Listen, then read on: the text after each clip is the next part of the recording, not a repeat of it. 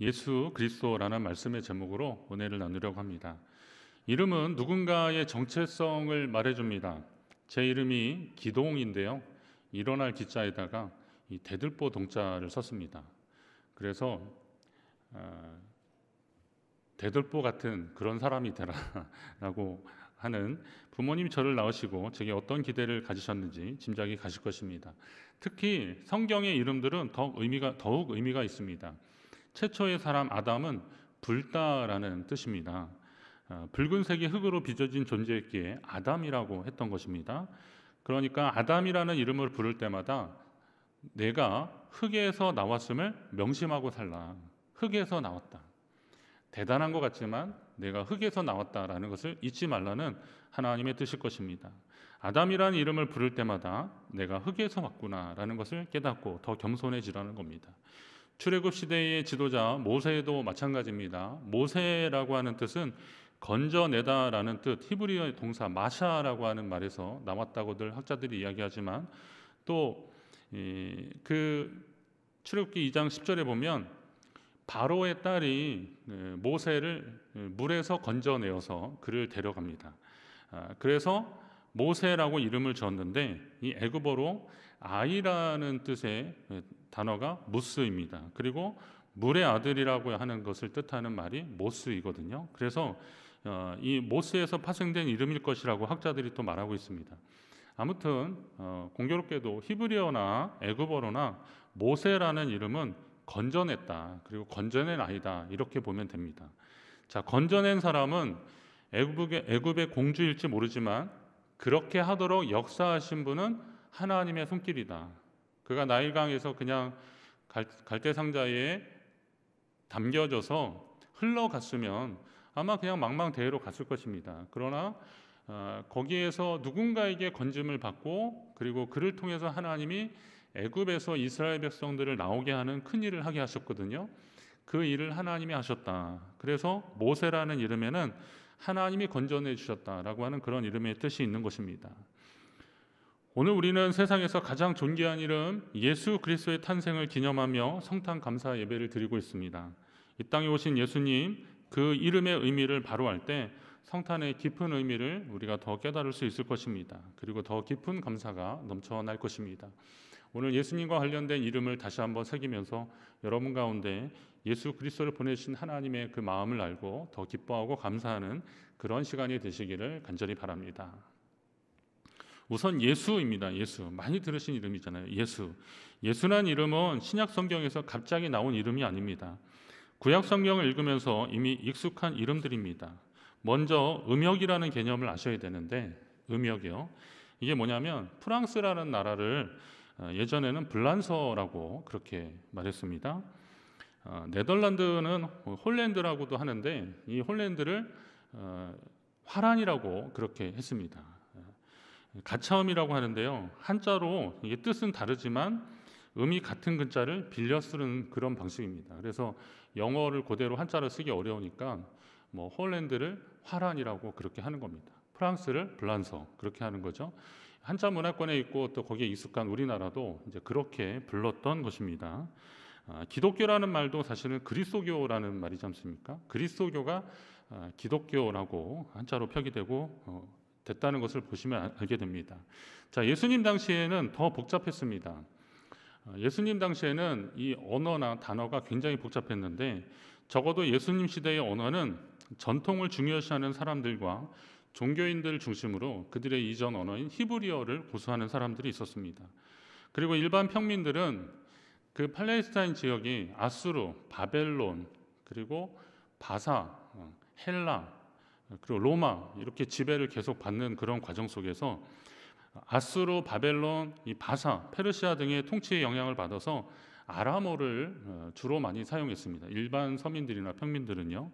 그리고 또 예수님 그 시대는 로마 시대지만 그 바로 앞에 헬라 시대를 겪으면서 그리스를 중심으로 한 나라니까요. 마케도니아 그리스를 중심으로 하는데, 이 지역의 언어인 헬라어, 그리고 이게 또 꽤 오랫동안 지배적으로 영향을 미쳤기 때문에 예수님 당시에 조금 지배 계급들, 그리고 좀 학식 있는 사람들은 헬라어를 주로 많이 사용했습니다.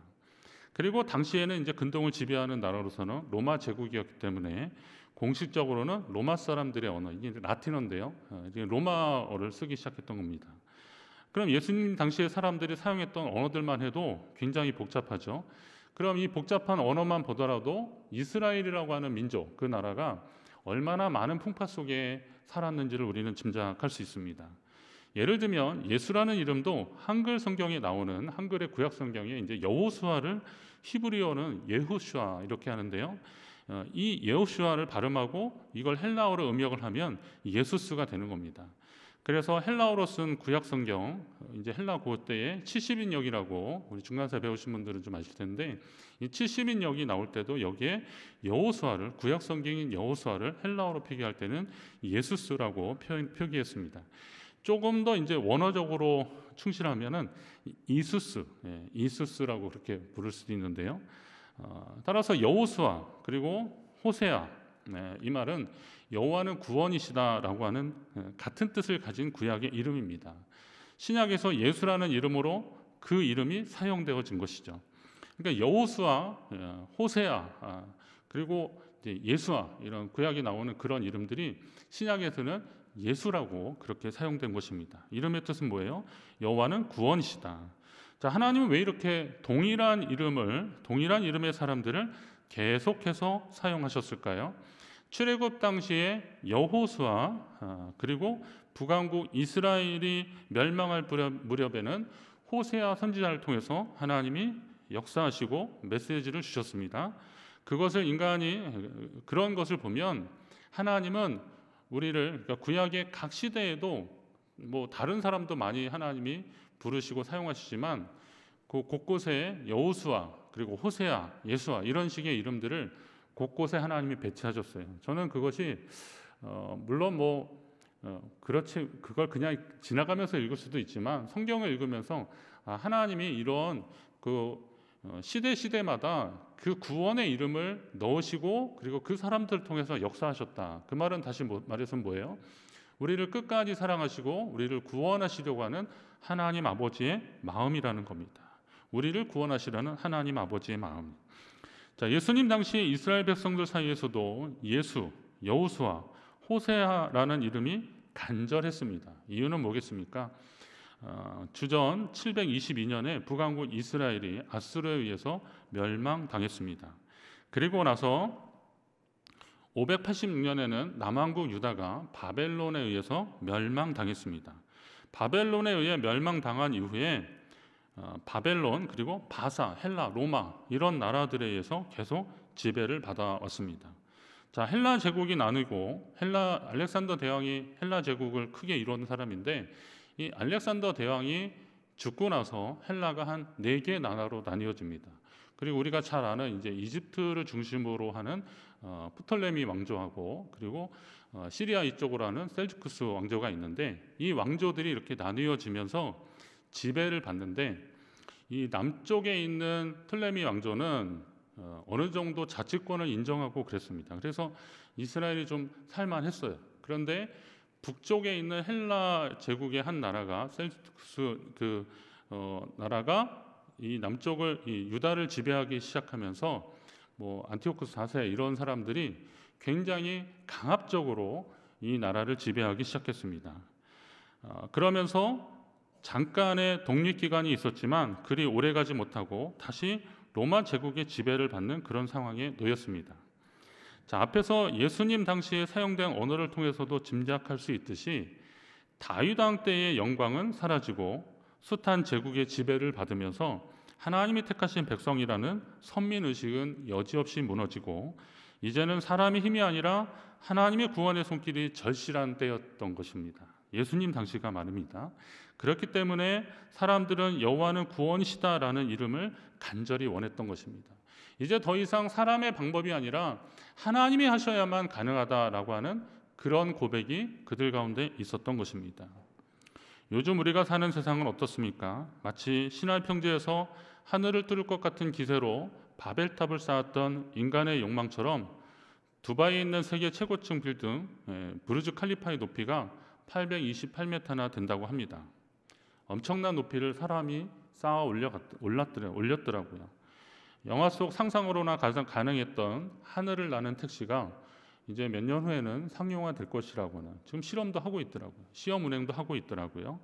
또 어떤 그 사업가가 기발한 발상으로 시작했는데 이게 거의 현실로 이루어지고 있는데, 우주 여행, 돈만 있으면 또 어느 정도 체력만 바탕이 되면 우주 여행도 가서 지구 밖에서 지구를 바라볼 수 있는 관광의 날들이 얼마 있으면 다가올 것 같다고 합니다.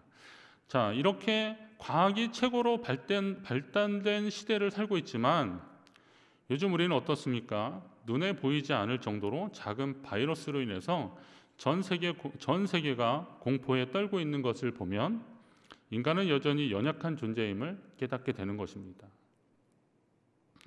목회하다 보면 목사님 빨리 좀 와달라고 그래서 급한 전화를 받고 가보면 갑자기 식사 잘하시고 주무시던 분인데 조금 약간 이상해서 열도 막 맞고 그래서 응급실에 갔는데요.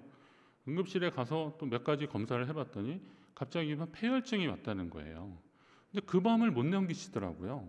건강하셨는데, 비교적 건강하셨는데 그 밤을 넘기지 못하시더라고요. 그때마다 그런 마음이 드는 거야. 누구도 내일 일을 장담할 수 없는 게 우리 인생이구나. 우리는 그런 최고층 거의 900m에 가까운, 땅에서 900m면 엄청 거의 1km에 가까운 그런 높은 빌딩을 세우고, 그리고 우주로 날아가는 그런 꿈을 꾸면서 지구 밖에서 지구를 바라볼 수 있는 첨단 과학의 시대인데, 그리고 달나라를 갔다 온다 그러는데 그것도 지구의 자전과 공전이나 태양 주변을 도는 그것을 정확히 예측해서 한치 오차도 없이 그렇게 갔다 와야 되는 그런 시대를 살고 있는데도 우리는 내일 일도 장담하지 못하는 그런 시대를 살고 있구나. 모르지는 않았지만 이번 코로나 사태로 인해서 우리는 그것을 더 절실히 깨닫고 있는 상황입니다. 우리에게는 정말 하나님의 도우심, 하나님의 구원이 필요한 존재이구나. 그것은 단순히 생명 연장의 바람만이 아닙니다. 코로나19가 백신이나 무슨 치료제나 이런 것들이 개발된다 하더라도 그것이 우리의 영원한 삶을 보장해 주는 것은 아닙니다. 그러니까 우리가 바라는 것은 이 땅에서의 생명의 연장이 아니라 정말 하나님이 우리를 창조하셨을 때의 피조물의 상황들, 그리고 하나님 백성으로서의 삶을 우리는 어떻게 하면 더 계속 살 수 있을까? 어떻게 하면 그 이름에 합당한 삶을 살 수 있을까? 우리는 고민하는 시간을 요즘 코로나19로 인해서 다시 한번 맞이하고 있는 것입니다. 인간이 살아가는 데 필요한 것은 물질의 풍요와 편안함, 그 이상의 영적인 요소들이 있으면 우리는 깨닫게 되고, 그래서 우리에게 더욱 하나님의 구원이 필요하다는 것입니다. 예수님이 이 땅에 오신 2000년 전 유대 땅뿐만이 아니라 지금도 우리에게는 구원의 이름 예수가 필요하다는 것입니다. 하나님은 구원이십니다. 그 예수, 그 이름이 우리 가운데 필요하다는 사실을 여러분 명심하시기 바랍니다. 그리고 하나님이 우리에게 주신 또 다른 이름은 임마누엘입니다. 우리가 잘 아는 말씀입니다. 자세히 보면 하나님이 보내신 구원자 예수님의 또 다른 이름은 임마누엘입니다. 예수님 탄생에 대한 예언을 한 구약의 그 이사야 선지자가 이사야 7장 14절에 보니까 보라, 처녀가 잉태하여 아들을 낳을 것이요 그의 이름을 임마누엘이라 하리라 라고 그렇게 했습니다. 자, 이 말씀은 오늘 본문의 뒤에 23절에도 계속, 마태복음 23절에도 계속 나오는 거예요. 보라, 처녀가 잉태하여 아들을 낳을 것이요 그의 이름을 임마누엘이라 하리라 하셨으니 이를 번역한즉 뭐예요? 하나님이 우리와 함께 계시다 함이라 라는 겁니다. 이것을 천사가 요셉에게도 전해주는 겁니다. 자, 그 이름을 임마누엘, 하나님이 우리와 함께 하신다라고 하셨는데, 하나님이 우리와 함께 하실 때 어떤 일이 벌어집니까? 하나님이 우리와 함께 하실 때 구약의 어떤 사건들을 통해서 우리가 무엇을 알 수 있습니까? 출애굽하던 이스라엘 백성들을 그들이 홍해를 건널 때 하나님이 함께 하셨습니다. 그랬더니 홍해가 갈라지는 구원의 역사가 일어났습니다. 르비딤 골짜기에서 아말렉 족속의 공격을 받았을 때 모세가 기도했더니 그 기도의 손이 올려져 있을 때, 내려가지 않고 계속 올려져 있으니까 하나님이 함께 하셨고 승리의 역사가 일어났습니다. 자, 그러면 바벨론에 끌려갔던 이스라엘 백성들은 또 어땠습니까? 비록 자기들의 나라는 멸망했지만 바벨론의 포로로 끌려가면서 그들이 하나님을 향한 믿음을 포기하지 않았습니다. 에스라, 느헤미야 같은 지도자들을 통해서 끊임없이 하나님의 은혜를 구했습니다. 그때 하나님이 그들과 함께 하시니 회복의 역사가 일어났습니다. 하나님이 함께 하실 때 구원의 역사가 일어났고 승리의 역사가 일어났고 회복의 역사가 일어났던 것입니다. 그때 하나님이 그들과 함께 하셨습니다. 오늘 우리에게 하나님이 함께 하실 때 이스라엘 백성들이 경험했던 구원의 역사, 승리의 역사, 회복의 역사가 일어날 줄로 여러분 믿으시기 바랍니다. 예수님 당신을 포도나무라고, 나는 포도나무라고 하시면서 너희가 나를 떠나서는 아무것도 할 수 없다라고 하신 말씀을 여러분 기억하십시오. 시편 27편 9절에 보면 다윗의 기도가 나옵니다. 다윗이 어려움 당할 때 하도 답답하니까 하나님께 드린 기도가 나옵니다. 기도의 내용이 나오는데 거기에 뭐라 그래요? 주의 얼굴을 내게서 숨기지 마시고 주의 종을 노하여 버리지 마소서. 주는 나의 도움이 되셨나이다. 나의 구원의 하나님이시여 나를 버리지 마시고 떠나지 마소서. 이렇게 기도합니다. 자, 뭐라 그래요? 주님, 나를 도와달라는데 버리지 말아달라고, 나를 떠나지 말아달라고, 그렇게 어려움 당할 때 하나님 앞에 하도 답답하니까 이런 기도를 합니다. 실제로 우리도 어려운 일을 만났을 때 하나님이 우리를 떠났다고, 하나님 나를 버렸다고 그렇게 탄식하면서 하나님을 원망하는 분들도 개중에 볼 수 있습니다. 그렇지만 사실은 하나님이 우리를 떠나신 것이 아니라, 하나님이 우리를 버리신 것이 아니라 우리가 하나님을 떠났다는 겁니다. 하나님이 우리를 버리신 적이 있습니까? 하나님이 우리를 떠나신 적이 있을까요? 아닙니다. 우리가 하나님을 떠났습니다.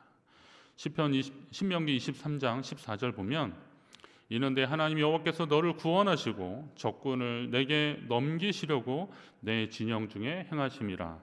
그러므로 내 진영을 거룩히 하라. 그리하면 내게서 불결한 것을 보시지 않으므로 너를 떠나지 아니하시리라.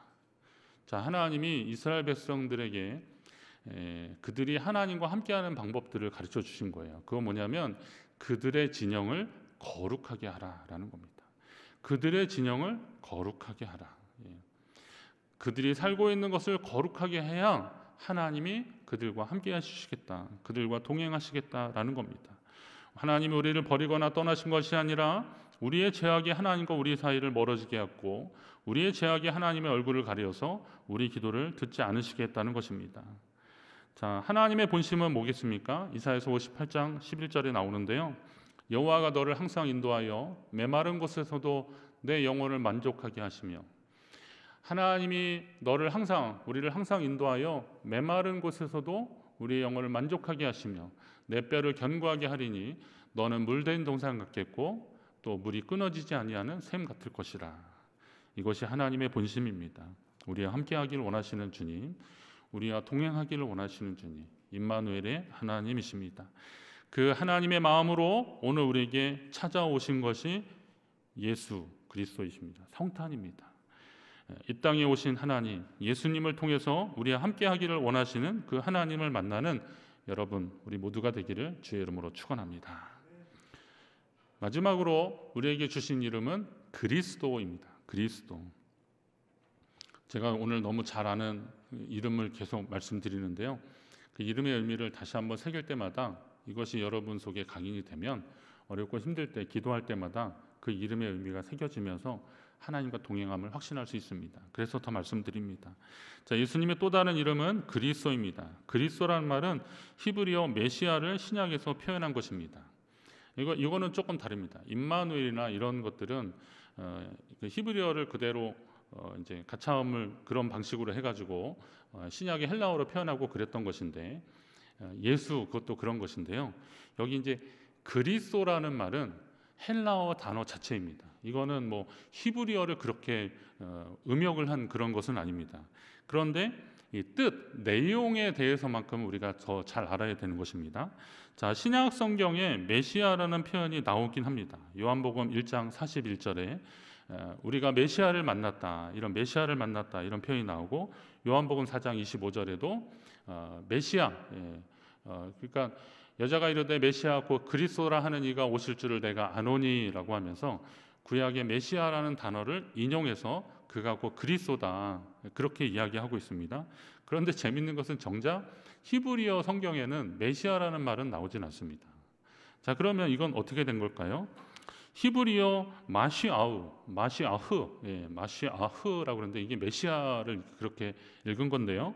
어떤 직책을 위해서 이 마시아흐는 뭐냐면 마시아흐는 어떤 직책을 위해서 의식적으로 기름 부음을 받은 사람을 가리키는 겁니다. 그러니까 뭘 감당하기 위해서 그에게 특별히 그 어노인트 그러니까 이렇게 기름을 붓는 겁니다. 그 특별한 기름을 붓는 건데요. 구약에서는 선지자, 제사장, 왕 이런 사람들에게 특별히 기름을 부었습니다. 그러니까 왕이 되는 즉위, 대관식 할 때나 제사장이나 선지자로서 하나님이 그에게 기름 부으실 때, 그럴 때 이제 이 마시아후 그렇게 되는 겁니다. 자, 이런 단어가 바로 메시아라는 단어입니다. 그러면 그리스도라는 그런 말입니다. 자, 그런데 이런 배경을 가지고 신약 성경을 기록한 헬라어 단어에서 기름 부음을 받은 자라는 뜻을 가진 크리스토스를 사용한 것입니다. 자, 크리스토스는 신약 성경에서 거의 600번 정도 나옵니다. 596번 정도 나오는 것을 볼 수 있습니다. 자, 그러면 우리에게 익숙한 표기는 예수 그리스도지 않습니까? 예수 그리스도, 크리스토스, 그리스도나만 이렇게 뭐 독립해서 구별해서 이렇게 따로 사용되지 분리돼서 사용하지는 않고 예수 그리스도 아니면 그리스도 예수 이렇게 씁니다. 근데 흥미로운 것은 예수님의 제자들은 예수 그리스도라는 말을 많이 하고요.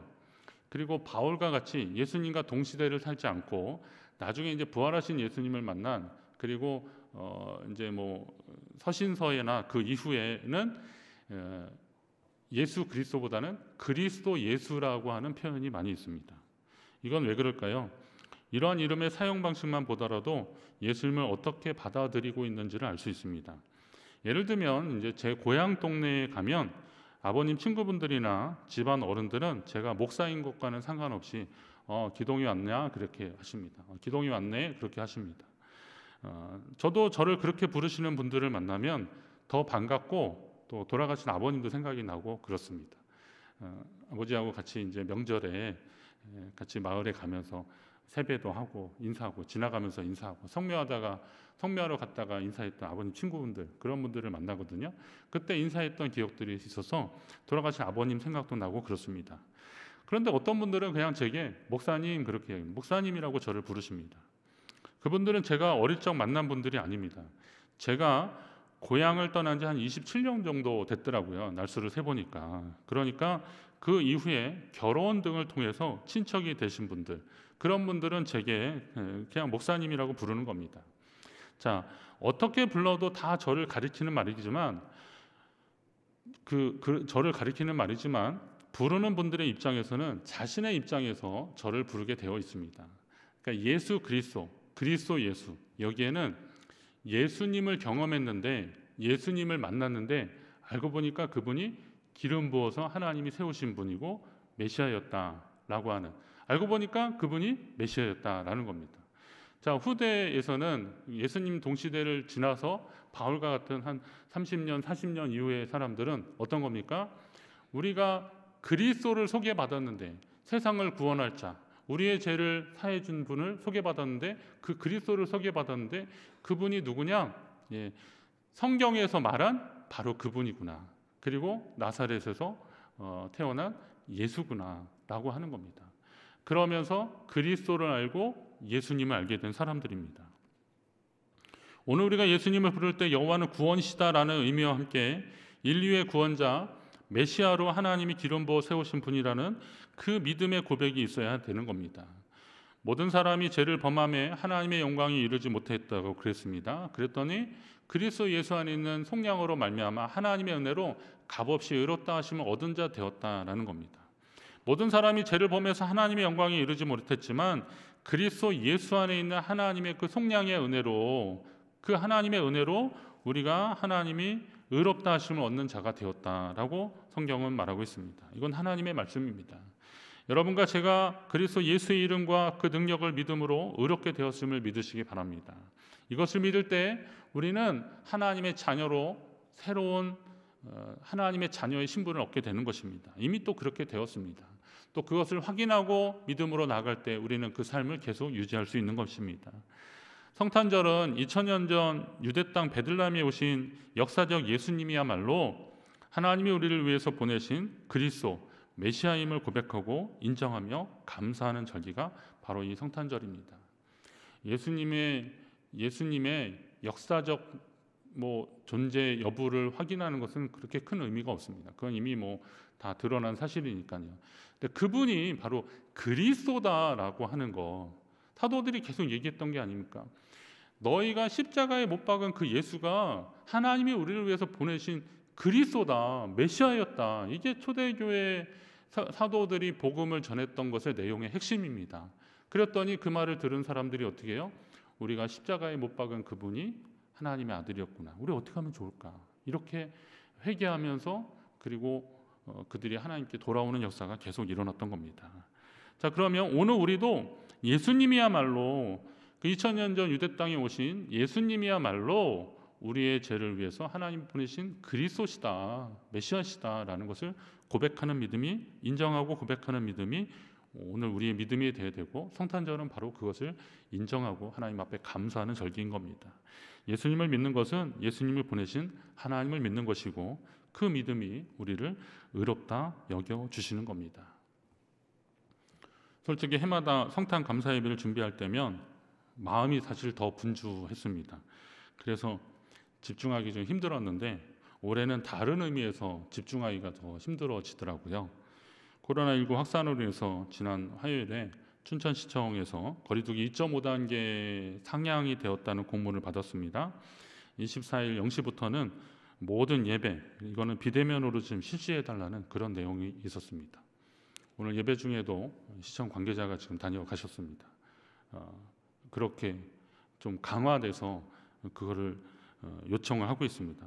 혹시나 하고 염려했는데 막상 그와 같은 공문을 접하고 나니까 이 마음이 좀 찹찹하더라고요. 특이한 것은 강원도 지역은 전국적으로 보면 거리두기 단계로 볼 때 2단계 지역에 속하지만 종교시설만큼은 지역과 상관없이 전국이 좀 2.5단계에 준하는 방역 수칙을 지켜달라고 그렇게 공문이 온 것입니다.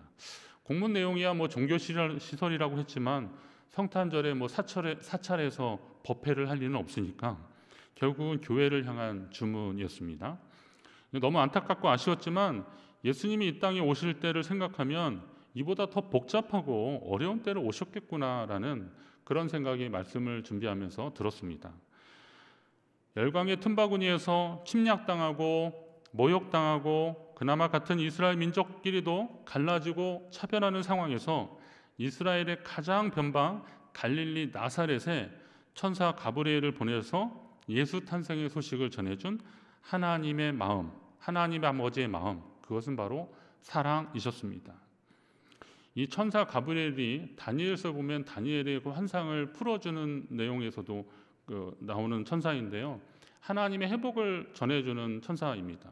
근데 오늘 이 유대 땅 거기에 다윗의 대노에 너희를 위해서 구주가 나신다라는 그런 소식을 전해주는데 목자들의 소리도 있었지만 오늘 그 요셉에게 예수 나심을 전해주는 그 천사가 또 가브리엘이라는 것은 하나님이 우리의 회복과 그리고 우리의 구원을 얼마나 바라고 계시는지를 다시 한번 표현해 주시는 것입니다.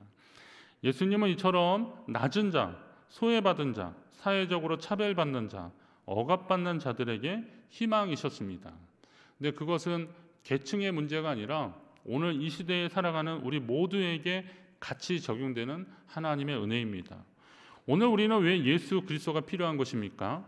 세상 부족할 것 없어 보이는 그런 자들에게는 예수님이 그들의 견고한 성을 더 든든하게 높이 쌓아주실 분처럼 여겨질 수도 있지만 하나님 아버지의 마음은 그렇지 않습니다. 심령이 가난한 자, 자기의 죄로 애통하는 자, 하나님의 말씀에 순종하는 사람, 그래서 하나님의 말씀에 순종하느라 깨끗한 마음으로 살려 하지만 세상에서 잘 통하지 않아 상처받는 사람들, 그리고 하나님의 의를 위해서 어려움 당하는 자들에게 우리 예수님이 찾아오셨습니다. 바로 여러분과 저를 우리 주님이 찾아오신 것입니다. 우리에게 예수님이 필요함을 여러분 인정하시기 바랍니다. 나는 부족함이 없다라고 말하는 분은 자기의 현실을 모르는 분들입니다. 그러나 내가 하나님께 아무 은혜를 받지 못했다라고 하는 것도 하나님이 우리를 얼마나 사랑하시는지를 놓치는 겁니다. 하나님은 우리 인생 가운데 찾아오셨습니다. 코로나19 시대를 겪으면서 예수 그리스도가 여전히 우리의 희망이라는 사실을 교회가 더 보여줘야겠다 하는 다짐을 하게 되었습니다. 예수 그리스도의 탄생의 의미를 알고 감사하는 우리 모두가 이미 찾아오신 주님을 영접하고 다시 오실 주님 앞에 설 때 부끄러움 없는 삶을 살아야 할 것입니다. 평화의 주님이 여러분과 제게 함께 하심을 믿으시기 바랍니다. 할렐루야. 기도합니다. 하나님 아버지, 예수 그리스도의 탄생의 소식을 우리에게 전해주시니 감사드립니다. 예수님을 통해서 여호와는 우리의 구원이시다, 임마누엘 그 이름을 통해서 하나님 우리와 함께 하신다, 그리스도 그분이 우리의 구원자이시다라는 것을 믿음으로 확신하고 하나님 앞에 감사하는 시간이 되게 하여 주옵소서. 2000년 전 유대 땅 그 척박한 곳에 예수 그리스도께 오심으로 인해서 회복의 시작이 되었고 희망의 소식이 전해졌던 것처럼 오늘 이 어두운 세상에, 그리고 하나님의 손길이 가장 필요한 지금 이 상황에서 주님이 우리 가운데 오셨음을 감사하며, 그리고 하나님 앞에 예배하며 주님을 찬송하며 또 이 소식을 증거하는 우리 모두가 되게 하여 주옵소서. 예수 그리스도의 이름으로 기도드립니다. 아멘.